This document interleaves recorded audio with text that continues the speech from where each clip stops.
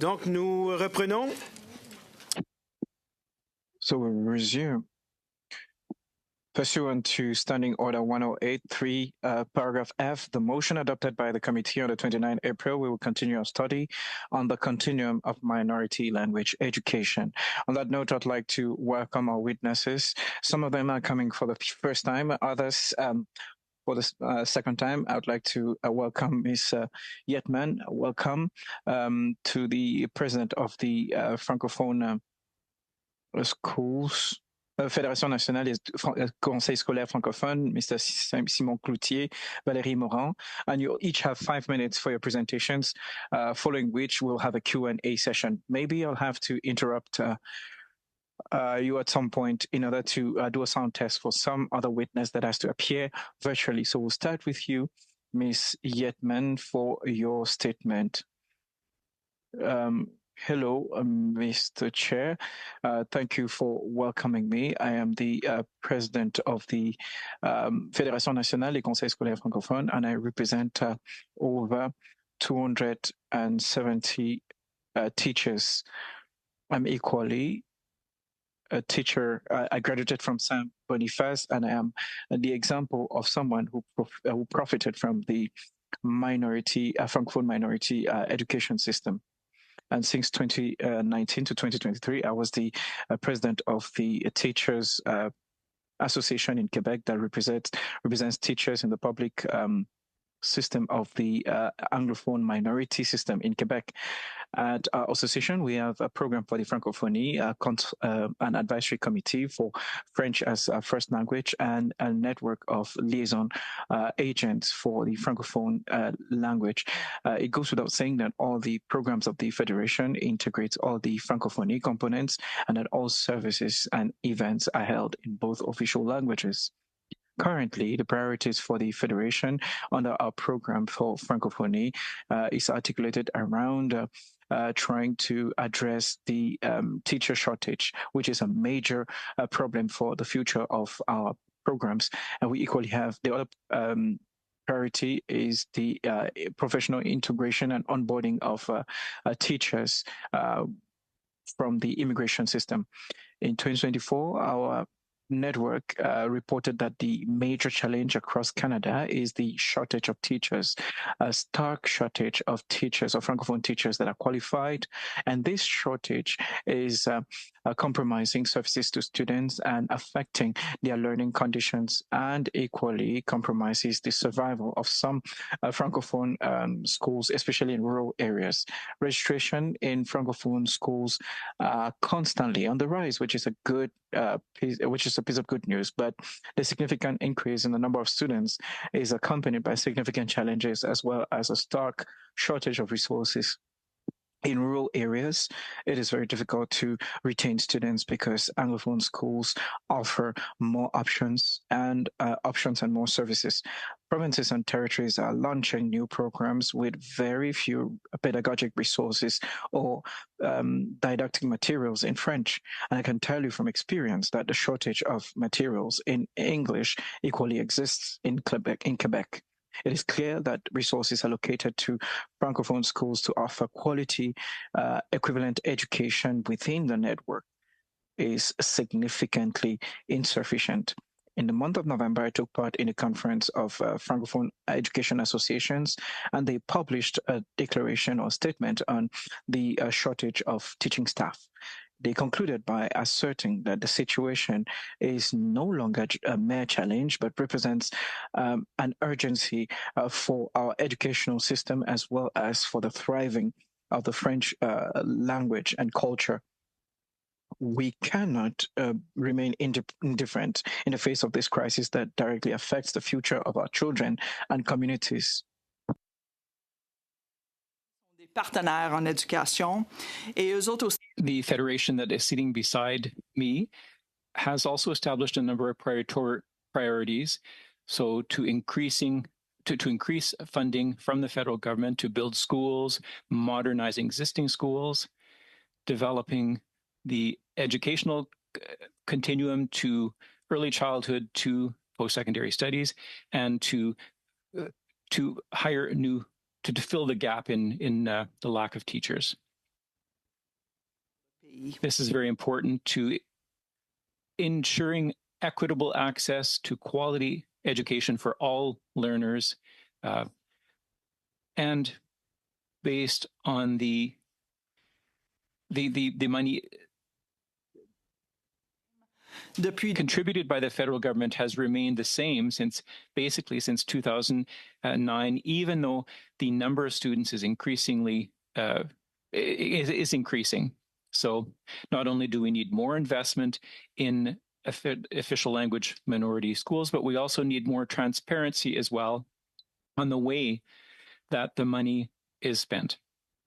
And that is why consultation of stakeholders is indispensable. Thank you.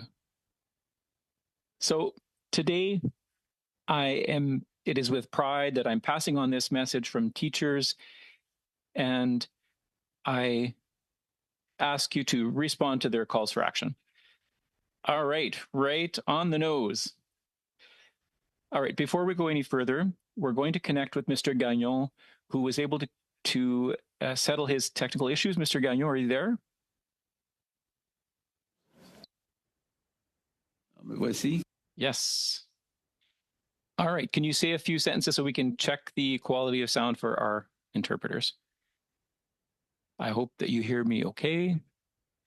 Maybe, yeah, put your mic between your nose and your mouth. Okay. Okay. So I'm going to try to respect my 5 minutes and do it. So do you want me to start right now? Okay, just a moment. We're doing a test sound. What's the weather like? There's lots of snow. We have lots of snow like you do in Ottawa as well. All right. Oh, okay. You were supposed to be in first, so you have 5 minutes to do your presentation. I will stop you at 5 minutes, so try to say as much as you can in 5 minutes. So tributaire de la this au niveau primaire. Or, dans de nombreux in many provinces, primary schools in minority languages are far from offering the same quality as English schools. As far back as 1996, a study by the Commission nationale des parents francophones showed that the $5 billion contributed by Ottawa to its official languages in education program from 1970 to 1988 had mainly gone to English-speaking Quebec and English-Canadian immersion schools, 62%, as opposed to French-speaking Quebec and Canada, who had to accept a meager 38%. So that's just a concrete example. This brings me to the current situation, which I'll illustrate with a concrete example. So Vancouver's Rose des Vents French elementary school shares the same quadrangle as Jules Verne High School. Both buildings are overcrowded. For many years, parents at this school have been fed up with having to put their children through a school made of ramshackle mobile homes, or mobile units rather, with classrooms that are poorly soundproofed, two of them windowless, and much smaller than those in English schools. So in May 2010, the school's parent association took the Conseil scolaire francophone to court, invoking Section 23 of the Charter. In that same year, the Conseil scolaire francophone and the Federation of Francophone Parents of British Columbia launched their own parallel case against the BC government on the same basis, this time with respect to 20 sectors with deficient French language education services across the province. And then in 2015, after 10 years of legal proceedings, a separate case of the ill-fated Rose des Vents School was won in the Supreme Court of Canada. And in June 2020, after 10 years of legal recourse, the CSF and the Federation won their case. But the newest school is still waiting to be built. The earliest a school could be built is 2028. And so there's also talk about another plot of land next to the Rose des Vents and Jules Verne schools, where another school could be built in 2030 if all goes well. But since it depends, it's only once the second school is built that plans afoot to demolish the old Rose des Vents school and expand the neighboring Jules Verne High School on this land. So the high school expansion project was thus blocked by the interminable stagnation of elementary school projects. So that gives you an idea of the insatisfaction, or dissatisfaction rather, with respect to the situation in BC. And there was also supposed to be other French language schools, a dozen or so, but the project is so stagnant that the Conseil scolaire francophone is before the Supreme Court in BC to try to force the province to exercise the decision of the court. Every 5 years, there's a protocol which involves the sharing of sums agreed between Ottawa and provincial education ministers. And it's always the funding for immersion for majority Anglophones rather than fighting assimilation of minority Francophones that's given preference. So if we use as an indicator of the good treatment of French-speaking minorities the share of federal money spent on first language education rather than immersion offered to the majority, we see that New Brunswick has 74.8% and Ontario 69.5%. Those two provinces are in the lead. The other provinces and territories then take a nosedive, with 4 provinces even allowed to spend more on immersion for Anglophones than on education for their French-speaking minority. And we can't help but notice that it's in those provinces where assimilation is most severe that the least amount of federal money goes to Francophones, which highlights the unwillingness of these provinces to respect the rights of their Francophones to education in their own language. And now, speaking of immersion, the former minister responsible for official languages, Mélanie Joly, admitted that the rate of bilingualism among the English-speaking minority outside Quebec has stagnated at 9% for 30 years. And the reason for this is that the retention rate for this learning is not there. Because after passing through an immersion program, most of these children return to live in an environment where the French language is virtually absent. Thank you, Mr. Gagnon. You'll have an opportunity as well during the questions to add more information, but I forgot to introduce you. You are the president of the Ligue d'Action Nationale. That's who you're representing. I apologize for not introducing you at the beginning. All right, we'll come to our third witness, Mr. Cloutier, president of the Fédération Nationale des Conseils Scolaires Francophones. Thank you, Mr. Chair, members of the committee. Thank you for this opportunity to testify today on a fundamental issue for the Francophone community in Canada: real equivalency in education for Francophone students in minority situations. We at the Federation represent 29 French language school boards across the country. These school boards ensure the education of nearly 180,000 students in our French language schools, guaranteeing their right to a French language education under Section 23 of the Charter. Today, I'd like to draw your attention to a crucial problem that's holding back the full development of our school network. And that issue is the chronic underfunding of French language school boards. This underfunding directly affects the quality of education offered to students, creates inequalities in access to French language instruction, and prevents the development of educational services needed to strengthen our Francophone communities. The underfunding of the French language school network translates into inadequate infrastructure, insufficient teaching resources, and overcrowded classrooms. In 2021, the census revealed that there were over 593,000 children eligible for French language education across Canada, but only 1/3 of those children currently attend a French language school. Why such a low enrollment rate? Well, it's because while the supply exists, it's not large enough to meet the demand. There simply aren't enough French language schools, and those that do exist lack the resources to offer education equivalent to that of English language schools. Underfunding has a direct impact on the quality of education we can offer. Our schools lack the resources to hire more qualified teachers. They struggle to adapt educational programs to the needs of our students, and in many cases, they are forced to resort to temporary infrastructure such as trailers, which are a short-term solution but detract from the children's school experience. To remedy the situation, we propose a number of solutions that we believe would remove the barriers to access to quality French language education in our minority communities. So first of all, recognize school boards' management rights. We're calling for French language school boards to have genuine management rights, including in matters of student admission, infrastructure, and funding. This also includes the right to have a truly consulted voice in provincial and federal decisions. 2, adapt funding formulas. Provincial funding formulas do not take into account the specificities of French language schools. We advocate a revision of these formulas so that French language schools receive funding that reflects the real needs of these establishments and their students. Thirdly, increase federal financial support. Although the federal government plays a key role under the Official Languages Act, the official languages in education program remains insufficient. We're calling for a substantial increase in funding for French language education in minority language schools, and for those funds to be paid directly to school boards to cut out the middleman and simplify the process. Fourth, build and modernize schools. We call for massive investment in the construction of French language schools and the modernization of existing ones. The lack of infrastructure is a major barrier to families' acceptance of French language schools. 5, develop the educational continuum. It's crucial to strengthen the entire educational continuum from early childhood to post-secondary education. Access to French education must begin at an early age and continue throughout life.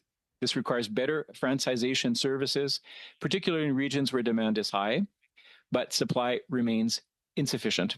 And 6, counter the shortage of qualified personnel. The shortage of qualified staff in our schools is one of the major challenges we face. To attract and retain competent teachers, we propose incentives such as the recognition of qualifications obtained abroad and facilitation of interprovincial mobility.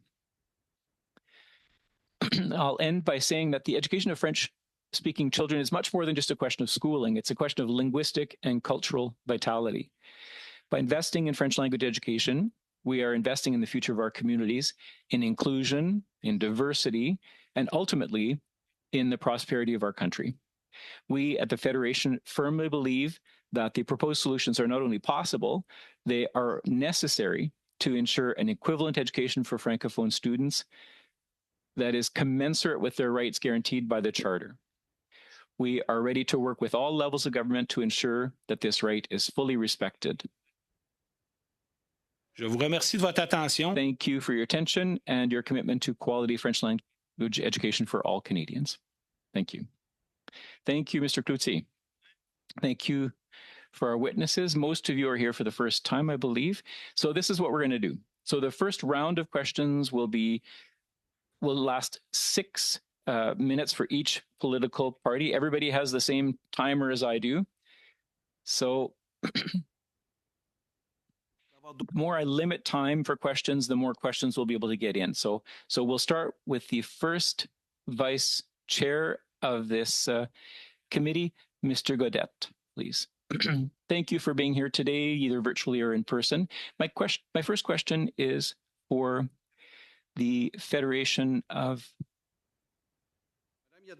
represented by the Canadian Teachers Federation. So, Ms. Yetman, you were educated in St. Boniface. Were you an immersion or a French language program? A French language program. All right. In St. Boniface, do they offer services in immersion? No, it was a Francophone school, 100% Francophone. Yes. All right. You said in 2024, your challenge is a shortage of teachers. So what's your solution? Well, first of all, we have to open up spots in Francophone training programs in the university so that we can get more teachers coming out of the university. So that's one thing that's missing. We need more spots. There's not enough of those. And we're also looking at recent immigration. There are a lot of teachers who are recent immigrants, and that's why the CTF is working a lot with Heritage Canada. We're working on a program to help those people. Okay, so that's another solution. Okay, I think then you probably share the same view as the National Federation as well. So the question of recognition of, I want to add something. Okay, go quickly. I only have 6 minutes. All right, working conditions as well. All right. All right, I mean, that's the eternal question, you know, do you invest in number of people or working conditions? It's not a simple issue. All right, my next question is for the representative of the Ligue d'Action Nationale. Mr. Gagnon, you talked about 62% of budgets being invested in immersion programs, both outside and inside Quebec. So in Quebec, it's in English, and the rest of Canada, it's immersion is French. So it's 62%, was that the correct figure? Oh, we can't hear you, Mr. Gagnon. You're on mute. Could you stop my time, Mr. Chair? Mr. Gagnon? We can't hear you. Your mic is muted. So 62% was from a study for 1970 to 1988. Do you have the current figures? Well, the current figures are dans le protocole 2019 à 2000 are in the 2019 to 2023 protocol. Le protocole vient d'échoir. Okay, well, the protocol has just expired, so okay, that's fine. Thank you. I just want to give you a bit of context. We're in a bilingual country, English and French, and I think Anglophones in Quebec have as many rights as Francophones outside Quebec, and I think it's important to invest in immersion. Well, you're talking about immersion and Anglophones. Those are two separate things. Teaching in immersion is doing very well in Quebec. I have nothing against that, but I'm talking about the amounts that the federal government is giving to provinces. The provinces, or the federal government gives, I think, $365 million up in the last. They gave that amount in the last protocol, and some provinces are giving most of that money to the minority French language schools, but in Newfoundland they only give a third of that money. All right, thank you. I have to interrupt you because I only have 2 minutes left, and I also want to talk to the National Federation. So, Mr. Cloutier, you talked about 180,000 students that are in schools represented by your federation, on a possibility of over 500,000. So, and that's the rights holders who were counted in the last census. So how can we go and get the difference between your current number and the rights holders there? Give us solutions so that we can accelerate this. You know, we have a lot of catching up to do. Yes, we have a big problem, but the problem is that in the schools that we currently have, we have difficulty keeping our students in our schools because we're not offering an equivalent education because we don't have the funding to do it. So we need an infrastructure that's equivalent and programs that are equivalent. That would help us a lot. But what the census also showed was out of that 560,000, they don't all have a school that's nearby. So in some places, students have to, you know, spend an hour and a half on the bus in the morning and in the afternoon as well. So we need massive investments to extend our programs in all territories and provinces. That's something that we don't currently have. I understood that you have teachers, you have infrastructure, you have the funding of pedagogic materials, access. And if tomorrow morning, if overnight you became a legislator or lawmaker, what will be your first action? Because we understand and have really little time here. And we have quite a short amount of time to protect our Francophones outside Quebec. So what will be your first action? So the reason why we're here today is because the federal government has a major role to play. And provinces and territories, yes, obviously it is their jurisdiction and they need to invest in francophone schools, but the federal government equally has a role to play. And for some years now, we see that with the funding, we've had some delays. We have a hard time getting that funding. But after the census, I think the federal government has a role to play when it comes to infrastructure. Thank you, Mr. Cloutier. We'll continue this discussion later. The next questions will come from the Liberal Party with Mr. Angelo Iacono. Over to you for 6 minutes, please. Thank you, Mr. Chair. I'd like to thank the witnesses for appearing this morning. Mr. Gagnon, Canada has entered into agreement with all the territories and provinces. These agreements aimed at supporting teaching in the minority languages, but this equally includes clauses on the teaching of a second language. Do you think that the federal government should enter into these agreements with provinces? And what is the aspect that is most important for you as a stakeholder in these agreements? It shouldn't be understood that minority francophone schools are notably underfunded. I hear the other speakers echoing the same thoughts since this morning. And in Quebec, English education is well funded from early child education to doctorate level. And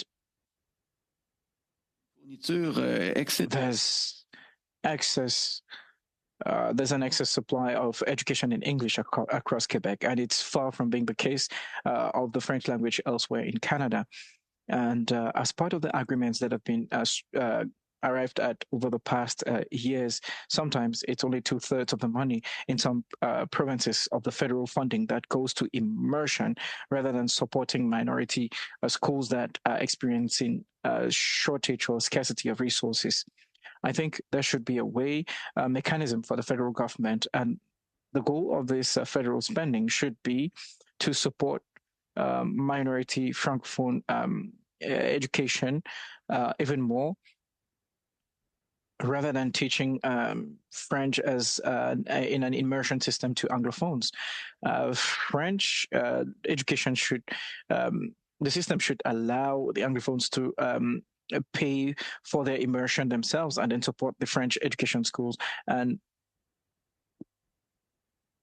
Madame Yetman, thank you, Mr. Gagnon. Ms. Yetman, you mentioned a moment ago that since 2009, the budgetary envelopes are similar.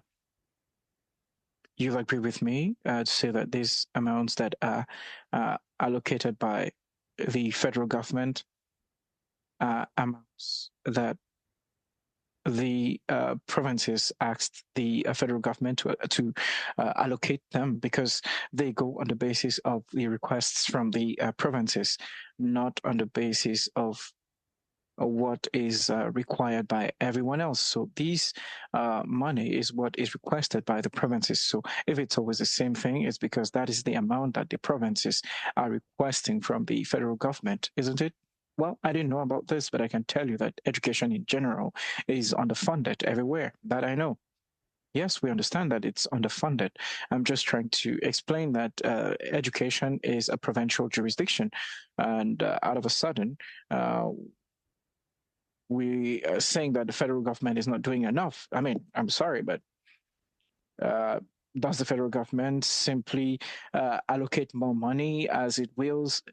In which case, they will be told that they are acting outside their jurisdiction. So we can only act within the scope of what the provinces allow us to act. Canada is a bilingual country, and I mean, it's not a matter of bilingualism or not. It's a matter of respecting the parameters as well as jurisdictions in place. Also, the provincial and territorial governments are the main custodians of education under the Canadian Constitution. Can you tell us about any advocacy on education in minority language that your organization is involved in with provincial governments and territorial governments? As a federation, we have 18 member organizations, and some of them are in Ontario. We have the Francophones Association in Ontario, and each member organization has a Francophone sector within their organization, and we're always there to support them when it comes to provincial requests. I can give you an example that is quite recent. For instance, school food programs, which just got accomplished luckily thanks to the federal government. We help our member organizations to lobby their provincial government in order to try to ensure that there's an understanding with the federal government. For instance, we're there to support our member organizations in their lobbying efforts at provincial level. Thank you, Mr. Chair. I'll cede the rest of my time to my colleague, Darryl. Mr. Sanson, you have 50 seconds left. Thank you very much. I have two questions to put to Mr. Gagnon and Ms. Yetman, because I'll save my 6 minutes for the others. Question number one, you're aware that the federal government has prioritized teachers in recent immigration efforts. This is excellent. Yes, very important. And secondly, they just announced that it equally involves early childhood education. Mr. Gagnon, you also know that a strategy that should be used in the future is to ensure that judges have jurisdiction over their decisions, and this forces the provinces to come to this office and to say, yes, I have done something, or I have done anything at all. So we'll talk about this later. Thank you, Mr. Sanson. Thank you for your discipline. The next question will come from the Bloc Québécois. Mr. Beaulieu, over to you for 6 minutes. Thank you. On the one hand, Mr. Gagnon, you don't seem to have concluded your presentation. Did you have any other pieces of information to complete your presentation? You know, when the Francophone education boards were, it was confirmed that they were right. We had witnesses to this cause. We had 7 provinces and territories that were opposed to Article Section 24 and supporting British Columbia, that mentioned that all the Francophone educations were very costly, and that by virtue of Section 1 of the same charter, it would be convenient in a free and democratic society, as mentioned under Section 1, to act contrary to that section and not to open any schools for which Francophones have constitutional rights. So, c'est ça qui est vraiment. That is the really sad part, because Section 3 in the Canadian Charter of Human Rights is really important. But when you have provinces and territories that are supporting the violation of Section 23, this is really strange. Can you imagine if in Quebec they were going to invoke Section 23 to close Anglophone schools? This would raise hell. And so this is really a deplorable situation. And that's why I was saying that immersion should not be part of the federal protocol, because federal funds should serve to counter the underfunding by provinces, the education of the Francophone education. So even though we've often heard that organizations defending Francophones in Quebec were not concerned with Francophones outside Quebec, what would you say? Sorry, I didn't hear you well. It is often said that organizations defending the French language in Quebec are not concerned with the situation of Francophones outside of Quebec. We have the Saint Jean-Baptiste Federation in Montreal that has a scholarship system that is exclusively dedicated to Francophone organizations outside Quebec. And Saint Jean-Baptiste Association and other organizations have often intervened. A few years back, they intervened when it had to do with the cause of the Francophone School Board, which had won a decision before the Supreme Court in British Columbia. So I think that assertion is not very true. So 55 years of laws in support of the French language in Canada, and 45 years later, there's still chronic underfunding of Francophone schools outside Quebec. The assimilation rate is rising. You have a table attesting to that fact. So what can we say in conclusion? Is there anything that we can change, and how can we change the situation? Well, I mean, education is a provincial jurisdiction, so we cannot tell the provinces what to do, but at least the federal government ought to be able to force the provinces to use the funds that Ottawa pays out to them to support and fund the education of minority Francophones. And this starts by telling the provinces that the money we're sending you should not be used for Anglophones immersion, but should serve to fund the Francophone network. And this would go a long way, and this would allow for more money to be invested in the Francophone system. And when it is told, when Francophones are told, when Anglophones tell Francophones in Anglophone provinces that Francophone education is too costly, I mean, we begin to wonder, and you want to ask them, where is the money that the federal government sends you? You could invest that in Francophone schools. And the table that you showed, 76.8, right up to 83%, that's a percentage of federal funding that is earmarked for schools destined for Francophones in immersion programs. Well, I heard that the table was supposed to be translated before being shared to committee members. I don't know if that was done, but yes, that proportion, for instance, if you take Newfoundland, for instance, they receive $3.9 million for official languages, and they only spend $1.3 million for Francophones. The $2.6 million that is left is used for Anglophone immersion programs. So twice the amount is spent for Anglophone immersion programs, when we know that the assimilation rate of Francophones in Newfoundland is 64%. So this is money that the federal government should reorient elsewhere. And there are other cases such as Saskatchewan, where the $6.7 million that is paid out to the provincial government, 40% of it is used for Francophones and 60% for immersion programs. So if the federal government were to tell them that this money is not meant for immersion, but rather for Francophone schools, there'll be twice more money for Francophone schools. Thank you, Mr. Gagnon. We'll relay the information. So for the NDP, Ms. Ashton, over to you for 6 minutes. Thank you very much. I wanted to share, before starting the questions, I'm always concerned by the analysis of immersion, which is viewed as an attack on Francophone education here in the West.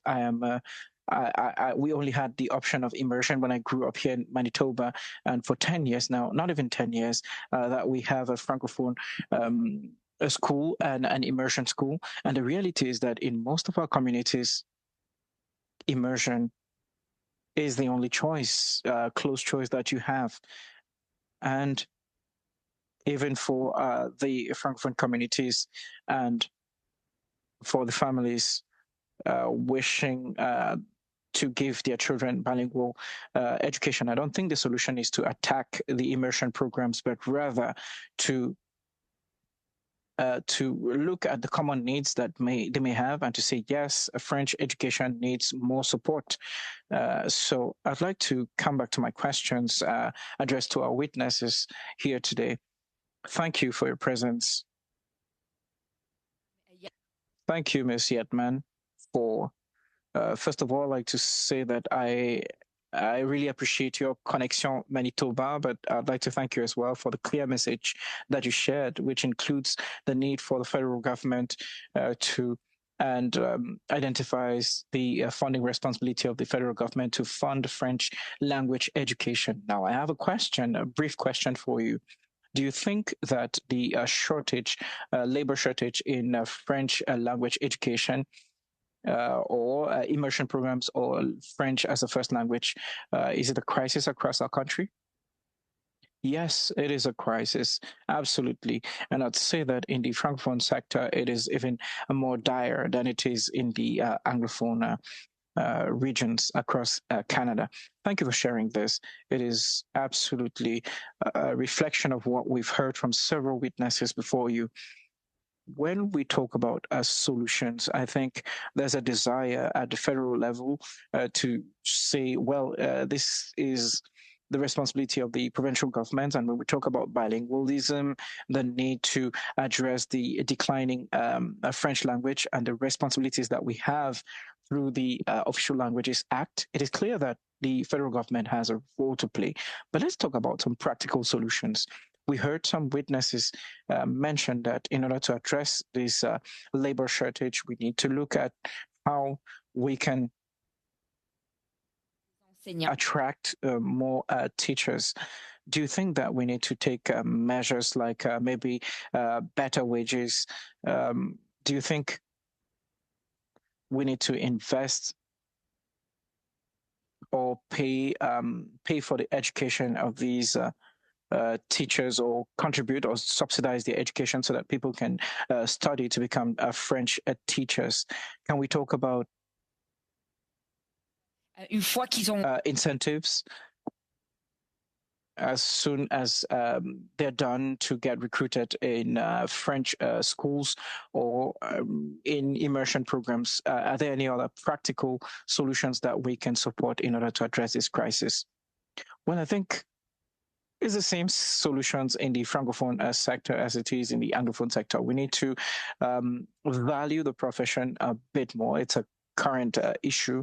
And yes, wages. When you value a profession, you pay the people, you pay those involved. I have a son who's an engineer, and he will soon graduate, and he'll probably earn more than the highest paid teacher after 4 years in university. So for me, yes, it is true that the wage part is part of valuing the profession. I equally talked about scholarships in order to encourage people to join the profession. It is one of the most noble professions in the world. And I wanted to mention something else. In minority sectors across Canada and Quebec, we're really we really have a good collaboration. We're working with school boards, we're working with parents, we're a community. So I think it's absolutely necessary for us to look at things differently, because we're able to collaborate with one another compared to the rest. This means that we need to consult these stakeholders, and what we're doing here today is really crucial.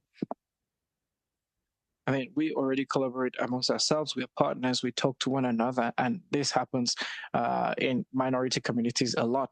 When I worked in Quebec, our association worked a lot with school boards. It's not happening in the Francophone sector in Quebec, but in the minority communities, it's working. And to me, this is something that's of significant value, that collaboration. So I'll say that we need to think about this when we are talking about minority languages. People are capable of working together, so we need to listen to them. Yes, we need to value those teachers, working conditions, scholarships for university studies, opening up more spots. I'm happy to learn that the Liberals have created more spots for people from outside the country. And yes, this is equally a good initiative. We need those people. Next question, 5 minutes. Mr. Généreux, 5 minutes. Thank you, Thank you, Chair. Thank you to all the witnesses for being here today. Mr. Cloutier, very quickly. Your federation has an agreement with the Canadian government. So, and with various other organizations. And you said that it was difficult to trace where the benefits of those, the money from that agreement goes. Well, the strategic agreement, the idea was for us to have a voice in the envelope dedicated towards education, and that was the goal of the strategic agreement. But what we saw an improvement in terms of consultations. There's been more discussion, but we would have liked to have much more. But in terms of accountability, it's still very complicated. And other witnesses have said before, there's a lot of difference between the envelopes given to French as a first language programs in certain programs versus immersion programs. And some provinces go even further. They will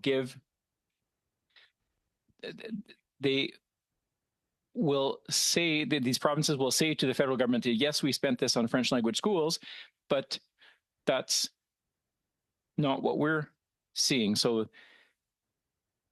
we're not getting that money. So, but what your specific asks are what?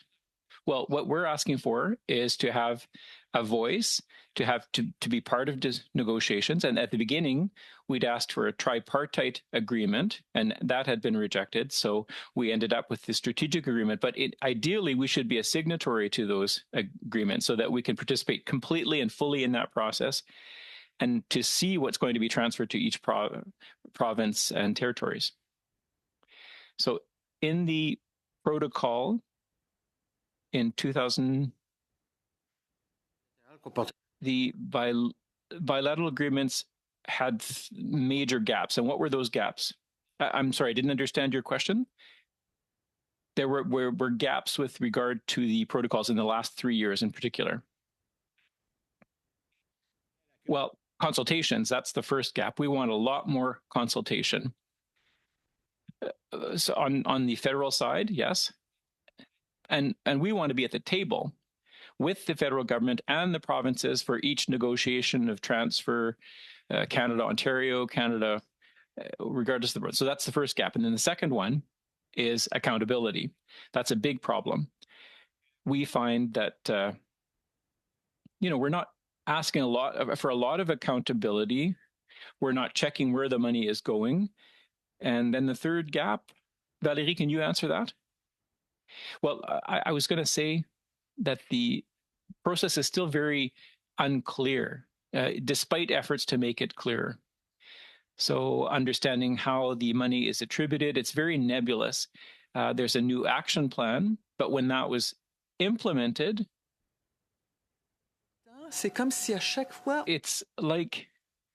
it's almost as if with each new agreement, we start the process again. So school boards are completely in the dark. There are temporary measures that are put in place to ensure the transition between the programs, and the funding is stopped. Some school boards so there's not continuity, right, from one plan to the other. Okay, I have another question very quickly. I'm talking about and it's a question about the right to management.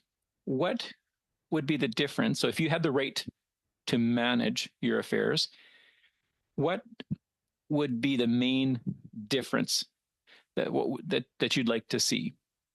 I think you're asking for that very clearly, but what would be the difference compared to what you're experiencing right now? Well, it's difficult to answer that question because it changes from one province to the other. In some provinces, the school boards have a lot more power than in others. But the idea behind full management, so you want that management right to be variable, or do you want it to be kind of across the board, same across the board? Well, ideally, all school boards throughout the country should have full management of their schools, their programs, and which is not the case now. Now, in the Northwest Territories, there's a lot of interference from the territorial government, which it limits what we can do. Mr. Sanson, you have 5 minutes. Thank you, Chair.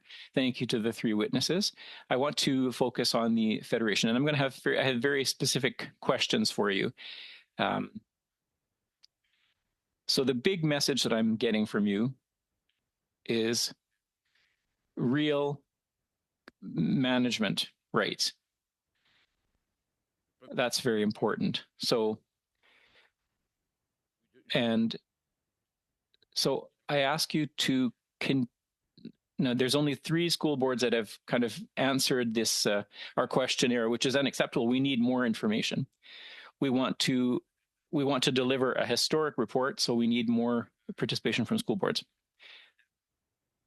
I really agree with the information that you're sharing in terms of school management. You want power over your infrastructure, funding, programs, admission of students. We're making progress on some of those. Le personnel ont aidé un peu avec. Staff, we're helping a little bit with, with immigration targets for teachers. Infrastructure, that's the problem. Funding is always a problem, but you don't forget that, since 2015, we went from $2.2 billion to $5.1 billion it's almost doubled. So now the question is, where are the issues? And I think it's mainly in terms of infrastructure. So 2 things were raised. Now, there are things that the government can do, and the other ones that courts have to do. So the government did what it could. It can help with real property, and that you want to be involved in that. I 100% agree with you there. And then what the courts have to do is the question of students. So if we don't have access to schools, we don't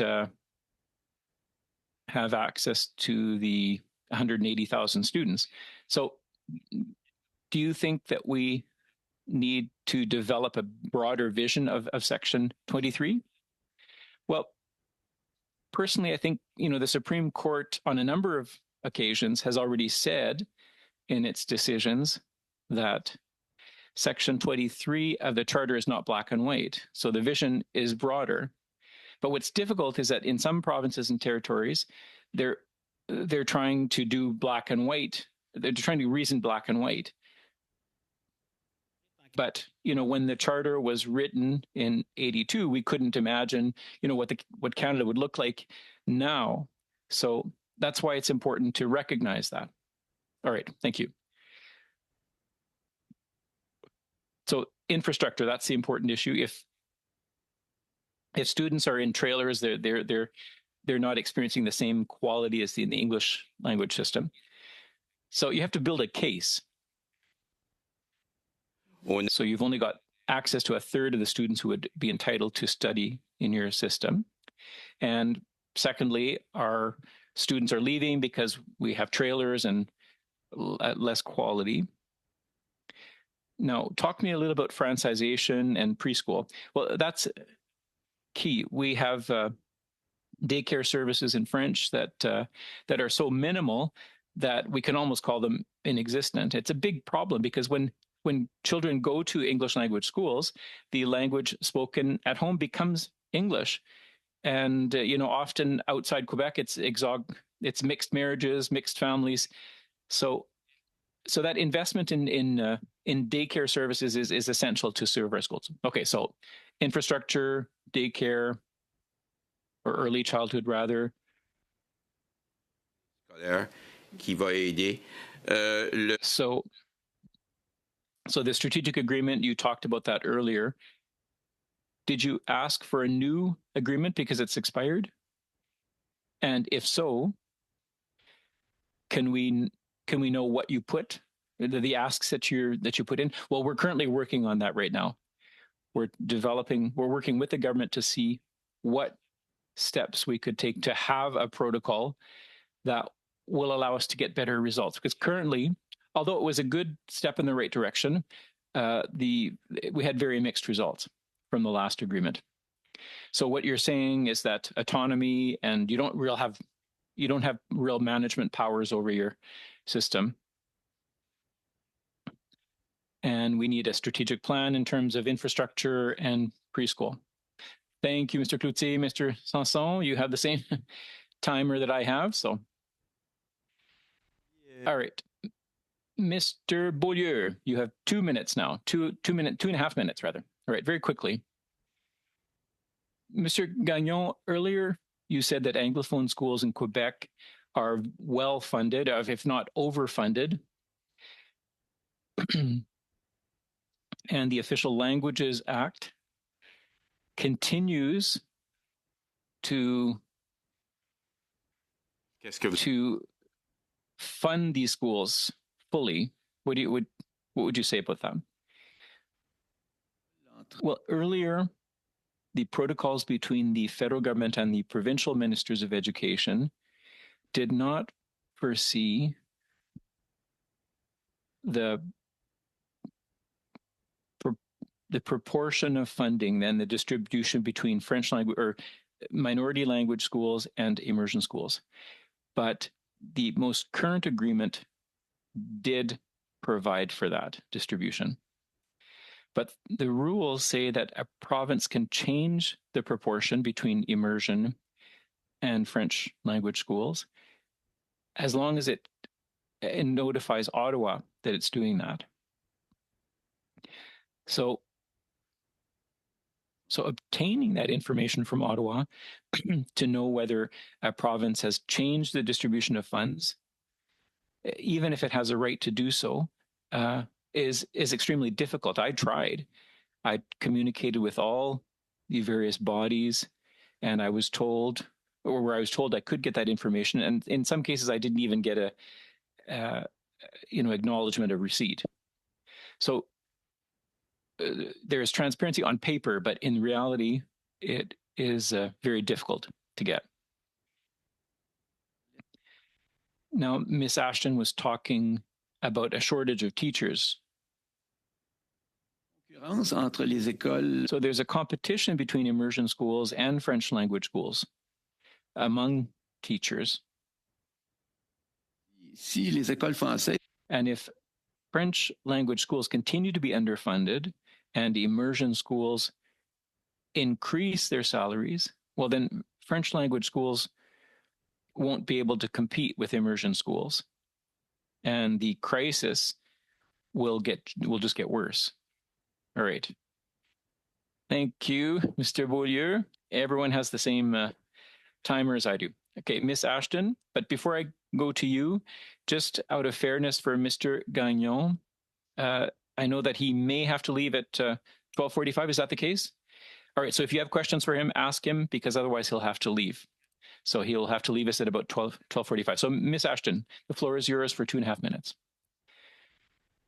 Yeah. Thank you. I would like to ask questions similar to the ones that I asked Ms. Yetman. So I direct my questions to the Fédération Nationale. So very quickly, do you think that the shortage of teachers is a crisis? It is. Yes, it's a huge crisis in a number of provinces and territories. Thank you for sharing that. All right.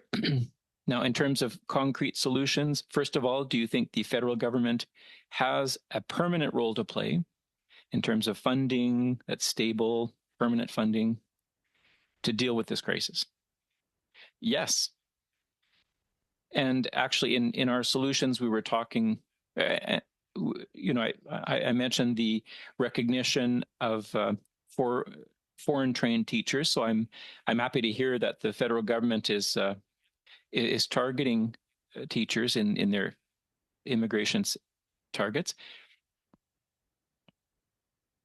So I think the federal government has a role to play to recognize these this experience. That would help us a lot. Okay, I'm going to ask a question now on how we can recruit teachers, not only abroad, but even in our own communities, among our own graduates. Do you think that we should look at increasing salaries, bursaries, especially in the French language sector? Should we be talking about financial incentives, knowing that we're dealing with a crisis and that we risk seeing a decline in French language in the French language outside Quebec in 20 seconds. Yeah, absolutely. So valuing the profession, creating more spots in French language universities, the Federation has a role to play in that. We don't have a lot of training spots right now, and the Francophones are limited. There's the 2 programs, there's the Francophone schools, and then there's the immersion. So yes, it is important. All right, thank you, Mr. Cloutier. Thank you, Ms. Ashton. Mr. Dalton, 5 minutes. Thank you to the witnesses. Ms. Yetman. I was a teacher for a number of years, so I was one of the many teachers that you represent. So you mentioned in your figures, do you also represent Francophone schools in Quebec and teachers in Francophone? Can you give us some figures of your membership in Quebec? I don't have the figures with me, but we represent teachers, Francophone teachers in the Francophone sector everywhere except for Quebec and New Brunswick. All right. So you talked about a shortage of teachers and that there's a need for more spots in universities and other establishments. Is it because there's a lack of professors at the college and university level, or is it a lack of people applying, people who want to get educated in French? Is that the problem? Well, there's a lack of spots. That's one thing for sure. Spots for students. I can't talk about the shortage of teachers itself, but there's a lack of spaces, especially in the Francophone sector. So we need to open spots or create more spots in the university sector. And, we're talking about post-secondary and preschool as well. But if there are no spots in the universities to study in French, even those students that are in high school will start thinking, they'll transfer to the English system so that they'll be ready to go to university in English because there are no spots in French language training programs. Yeah, I was asking about universities that teach in French and train new teachers. So if there are no spots, does that mean there's no demand for the spots? Because universities offer programs when there's a lot of demand. But if there's no demand, they put the brakes on there. Yes. And some universities closed here in Ontario, and I don't remember the name of the university, but there was a university that provided French language education, and it closed. So we need to make sure that there are spots for the Francophone sector in universities. It's very important. All right. Thank you. Mr. Cloutier, you said that most of the funding from the federal government goes to Anglophone schools in Quebec, and only 1/3, 29%, goes towards the other programs in. I don't think I mentioned that. I think it was another witness that mentioned that. Mr. Gagnon maybe said that. Okay, sorry. So you said that most money for minority language education in Quebec goes to Anglophone schools. Can you elaborate on that? That's not exactly what I mentioned. I said a study in 1996 revealed that from 1970 to 1988, the federal fund for the teaching of official languages, 62% was set aside for Anglophones in Quebec and immersion schools across Canada.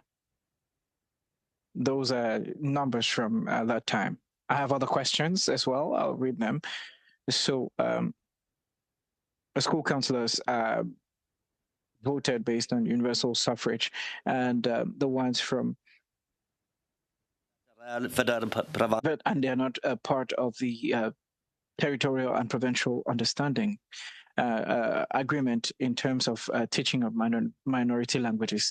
In your opinion, do you think that this is a violation of the right of management, school management scores that management rights that is granted by the Canadian Charter? Also, school boards would like to be signatories to the protocols and bilateral agreements, and also to take part in meaningful consultation. I don't think you'll have time to respond to my question, but if you can provide a written response to my question, it would be much appreciated. It's an excellent question. Maybe we'll come back to that question. Mr. Maxere, over to you for 5 minutes. Thank you. I'd like to thank the witnesses for appearing today. I think this will be really helpful to enrich our study. The first question, I'll start with Ms. Morin and then Ms. Yetman for teaching. You talked about the understanding. We've heard the problems with funding and school boards, consultations with school boards. And it's a major challenge. I mean, I really like the manner in which you propose 6 solutions, 6 recommendations. However, if we do not address the money, the many way in which this money is allocated, there's nothing we can resolve as far as I'm concerned. In terms of recommendations, you mentioned the fact that the federal government gave you funding to see how you could collaborate with the provinces, and it did not work. So what are the recommendations that we have for all parliamentarians here? I think it's a problem that we hold really dear. And I know the importance of this. I was elected, and it was not just a small group of people at the school board. And this is really important. So what can the federal government do, or the courts, to ensure that there's consistency across provinces in how this issue is dealt with? This is a really good question. And like I mentioned in my opening statement, in an ideal world, the federal government should directly transfer the money to Francophone school boards. I know people will say, well, this is a provincial and territorial competency, but it is done elsewhere. We've seen it. It's done in Santé Francophone. It's done with municipalities. And I don't think that this is impossible. Now, if this were to be the case that it's impossible, I think then we could separate the PLOA envelope. The Anglophone immersion should not be involved in this. It should not be part of the same envelope, because provinces will use that to divide the community, which is why people mention that much more money is granted to immersion rather than Francophone education. So if these 2 envelopes were split, it would be easy, so that people will know exactly this is what is going to Francophone education and this is what is meant for immersion. And that at that point in time, there's no games that can be played. We heard that in 2000, early childhood education was funded 100%, and it's not the case in other provinces. So are you recommending the same program at federal level? Because the importance of early childhood education, we heard it, we've experienced it. And what can the federal government do to ensure that there's more funding that is channeled towards, without, of course, disregarding the responsibility of the province in funding early childhood education? It will be the same principle. So providing the flexibility to, and the moment you provide that flexibility for provinces to invest where they want, and I think there's shortcomings to these understandings, to these agreements, to ensure that don't ensure that Francophones get their fair share. And sometimes they provide the bare minimum. And sometimes provincial and territorial governments will consider this as the maximum threshold reached. So the Anglophones already have services that are much more established than ours. So I think it is important for the federal government to ensure that Francophone funding is increased, because we have catching up to do compared to the others. And one way of doing this is the same principle. If you separate these envelopes and say this is what is earmarked for Francophones and this is what is earmarked for Anglophones, it will be much more easy. Also, you mentioned that this is not a crisis; it's an emergency, and we've heard the role of the federal government. We already talked about immigrants who want to teach, who have the requisite training from Paris, from France, from Morocco, but who cannot teach here. I mean, I don't want to play a game of ping pong here and say that associations are not allowing them to pass the requisite exams and that the federal government is not facilitating equivalency programs. I mean, why is it that we cannot come up with an exam to acknowledge the credentials of teachers coming to the country so that they can be able to teach in the provinces? Well, this is a really interesting challenge because last year, during our meeting, our General Assembly, because we meet once annually, all the provinces grouped together. That was a major challenge. The fact that it is difficult to navigate for someone coming from another country, it's difficult for them to navigate the educational system in Canada because each province has something different.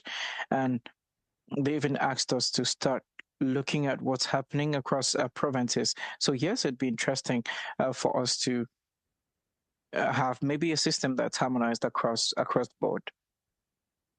Could you maybe draft a written response for us, please? Mr. Gagnon, if you have to leave, you're free to do so. But of course, you're welcome to stay if you can. Well, unfortunately, I can't, but I'll wish you good luck for the rest of your proceedings. Before you leave, if you have other pieces of information that you were not able to communicate to us during these proceedings, you can send a written response to the clerk, who will then share the information with the rest of the committee members. No problem. I'll submit a written statement soon. Thank you. Mr. Gaudin, over to you for 5 minutes. Mr. Chair, what I realize, and my question is addressed to the Fédération Nationale des Conseils Scolaires Francophones, what I realize is that you did not necessarily receive more money over the past years to do basic operations. Now, since 2021, with the census, there was we realized that we're going from 181 to 180 to 580. I'm rounding up the numbers here. Don't you think that we should have a dedicated envelope in order to catch up, in order to re-establish Francophonie and English in Quebec, to allow these minorities to have the necessary tools so that they can at least catch up? We know that we'll not be able to get there 100%, but I'd like to hear you on that, Mr. Cloutier. It is clearly important because if we look at the former envelopes, we were able to get a slight increase, which if we compare to 15 years ago, we rose to 67 percent this year, and if you factor in inflation and also the increase in staffing, that probably chips away at that increase. I think it's important that we need more investments. And you talked about census. It's important for us because the problem with funding Francophone schools is that each time we keep backtracking. We say, for instance, we don't have enough students, we don't have enough funding, we don't have enough infrastructure, and because of one thing that's lacking, the consequences downstream. So I think we need to be proactive when it comes to Francophone education. Hence the reason why the estimates for Francophones through the census process is extremely important. In terms of statistics, this is only an estimate, so it's important to do the counting so that we can be able to track the progress and also be able to apply for more schools, more funding, and more investments in order to address the needs of all the Francophone community members. Because I mentioned a moment ago, there's some regions that are short-staffed and don't have schools. But if we don't know that there's enough Francophones to have a school there, we'll never know. So that's why it's important to conduct that census. Now, the other question is, we know we'll never get to 100% of these Francophone communities in terms of accessibility. If we want to get to 65 to 75%, in how many years and with how much money can we get there? Excellent question. Now, of course, I can't place a specific number on that. We can conduct research and send you clearer numbers later. But if we take into consideration that we have a third, we take our funding and we combine the funding of all the schools and double it, it'd probably give us 2/3. So that calculation would probably be easier to do. But it's important to bear in mind that the federal's role is important here because PLOA, from what I understand, which is a bit contrary to what was mentioned earlier, is that the PLOA is decided in the envelope, and this is decided by the federal government. And once this is decided, provinces and territories negotiate with government for their portion of that envelope. So the federal government has a key role to play here. It's not the reverse. And that is why we believe that if the federal government responds to its obligations towards Francophones, that those pockets of money would be increased and at least will be informed or be part of the consultations. And when we talk about consultations, very often it's more or less information sessions rather than consultations. It's beautiful to come to a room and sit down and just check a box. But if we say that we want to consult, it's really important to involve us in how things are done. So I think meaningful consultation is important here. Mr. Cloutier, let's dream a little bit. Could there be a waiver or a waiver? And of course, this is in a utopic environment. Could we foresee an environment where there's a dedicated amount which allows the government to reposition bilingualism in Canada and try to catch up while respecting provincial and territorial jurisdictions? Yes, that's possible. And I think that would be an excellent starting point because there's so much catching up to do. And I think the federal government that has quite an influential role to play when it comes to bilingualism across the country, if the federal government decides to translate its words into actions, it would be the same principle. And I think it's important here that the federal government play its influential role and have a dedicated envelope, and this would allow us to be able to do it. What the encouraging part here, Mr. Cloutier, I'd like to tell you that I remain very optimistic on the future of Francophones and Anglophones in Quebec to ensure that we're able to maintain the official languages and try to reposition ourselves because there's so much demand. It's positive, but we need to be able to have the tools in order to address this demand. Thank you. Thank you, Mr. Godin. I'll take a few of the minutes from Mr. Lightbound and I'll share with Mr. Sanson. So a question, a firing round of questions, and this is taking after the question that I shortened from you, Mr. Dalton. Now, we talk about, for 5 minutes. Mr. Dalton talked about signatories, talked about consultations, and you talked about consultations a lot. And Mr. Sanson's wife confirmed that Daryl consults her very often, even though he doesn't listen to her responses. And since we became politicians, we know that the governments that come and go organize a lot of consultations and don't necessarily listen to the answers. They consult in just as a form and don't listen to the content of the consultation. So what can you say as far as the signatories of this understanding is concerned? Are concerned. I think this is essential. The moment you become a signatory, you must be consulted, otherwise you won't sign. So that would resolve the issue naturally, I think.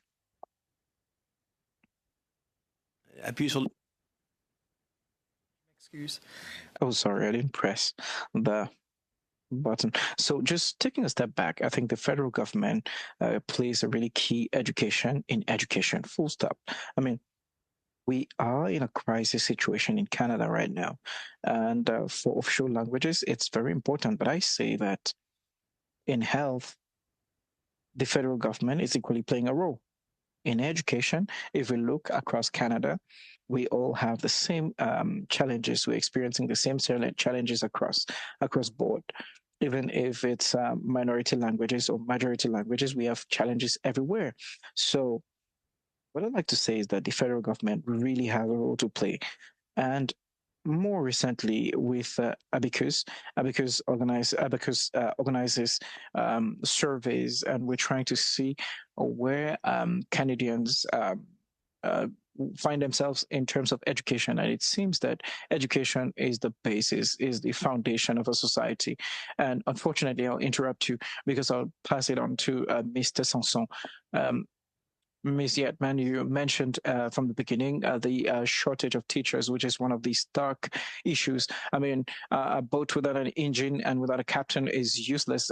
Even if you have the best and latest engines, it's no use. So in Quebec last year, we're talking about over 12,000 shortages of teachers, and this year it's between 5,000 and 7,000. So is it just that we are out? We're missing spots in our universities to teach teachers, or is it that the profession is beginning to lose some in terms of reputation? I think number one is we need to value our teachers a bit more. Yes, I wanted to add that I agree with what ID mentioned. But paid internships is important for graduates. We should provide them with the conditions to have paid internships, and there's equally there's a gap between the training that they receive and the reality that they find on the ground, and we need to be more agile to assist them so that they can be able to be onboarded in a successful manner, because this would be a win-win both for the employer and the employee. And these are aspects that we need to focus on in order to continue them in the educational continuum, both at training as well as at the time of onboarding. Thank you very much. Last question. You mentioned, Ms. Yetman, that in rural schools in rural Canada outside Quebec, that we are losing those schools. We're losing education in those areas. Do you have some data that you can share in this respect? Because this is quite concerning. I don't know if we have data, but we can find out for you because we have the Francophone, Réseau Francophone, the Francophone network, and we're talking to all the Francophonie agents constantly. And so we can try to check if we can find some data on that. Mr. Sanson, over to you for the rest. So, my colleagues from the Federation, I think clearly we don't have the students that we need. We don't have the infrastructure that we need to have. And these are both provincial responsibilities, and the federal government needs to check, because Section 23, as you mentioned, did not acknowledge these challenges back in the day.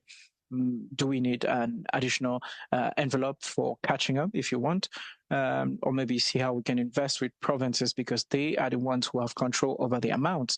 They're the ones who decide whether to build a school or not, and whether it's going to be a Francophone or Anglophone school. We are competing all the time, and we're on the losing end each time. And like it was mentioned, the percentage that is provided by the provinces is not equal. So maybe there's something that we need to do at that level. There's clearly no doubt that we need to find a way to pressure governments to come to the table. And I think the federal government equally needs to come to the table on these issues because together they can probably find a solution to the situation. Thank you, Mr. Sanson. I'd like to remind our witnesses, as I did for Mr. Sanson later, if there's further information that you think we need to hear or read, please share that information, share data on rural Canada. Please, I'm not sending you back home to do homework for nothing, but I think it's important to look at the reality in rural Canada. In Quebec, it's generally rural areas, because in the cities, main cities, it's different. So generally, the schools are most at risk in rural areas. So I think that information will be important for the benefit of the committee. Forward that information to the clerk so that we can complete the information in our report. And on that note, I'd like to thank you for all your answers and interactions.